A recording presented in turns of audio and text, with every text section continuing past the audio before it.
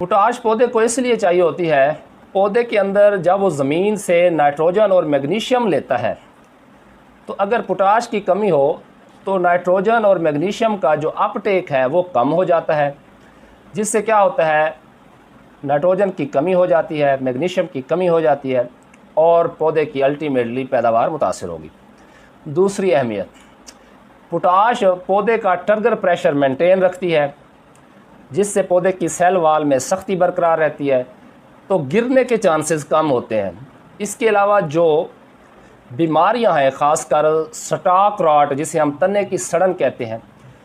जब तना मजबूत होगा, उसमें लॉजिंग नहीं होगी तो तने की सड़न की बीमारी भी कम लगती है।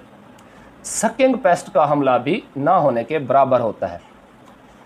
इसके अलावा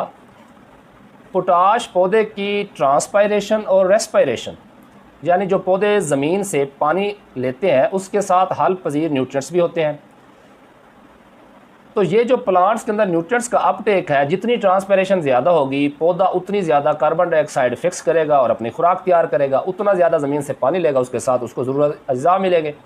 तो अगर ट्रांसपायरेशन कम हो जाएगा तो फोटोसिंथेसिस कम हो जाएगी, ज़ियाई तलीफ का अमल कम हो जाएगा, खुराक बनाने का अमल कम हो जाएगा, जिससे क्या होगा, अल्टीमेटली जो पैदावार है वो कम हो जाएगी। इसी तरह जो रेस्पिरेशन का अमल है कि पौधे का जो सांस लेने का अमल है, यानी कि पौधा ऑक्सीजन जो है वो खारिज करता है और कार्बन डाइऑक्साइड जज़ब करता है, तो वो उस वक्त ही ज़्यादा होगा जब स्टोमेटा खुले रहेंगे। और स्टोमेटा के जो गार्ड सेल होते हैं, जो पौधे के पत्तों में सुराख होते हैं निचली सतह पर, उनका खुलना और बंद होना वो किसकी वजह से होता है, टर्गर प्रेशर की वजह से। और उसे कौन रेगुलेट करता है, पोटाशियम आयन। तो इस वजह से